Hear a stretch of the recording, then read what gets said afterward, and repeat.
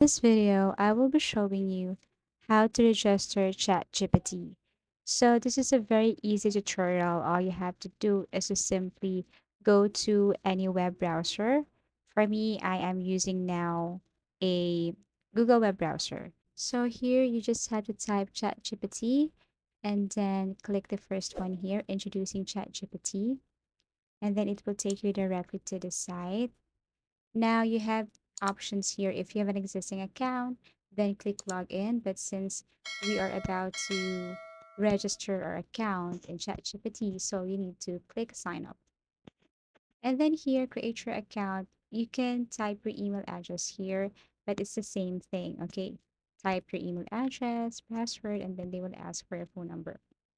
But we have also other options here to sign up. We have continue with Google, continue with Microsoft account, and continue with Apple.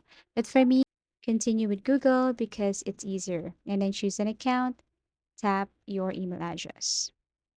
And then here they will ask for your name. Okay, last name, organizational, that would be optional. And then birthday. Okay, then once you're done with this, then all you have to do is just simply click continue. And then, of course, you need to verify your phone number. You can't log in, you can't sign up to ChatGPT if you don't have a phone number. Okay, so you have to type your phone number here. They will send a code to your phone number. You just have to log in your SMS. You just have to log in the code. You just have to type the code that they have sent to your phone number, and then you can now register to ChatGPT.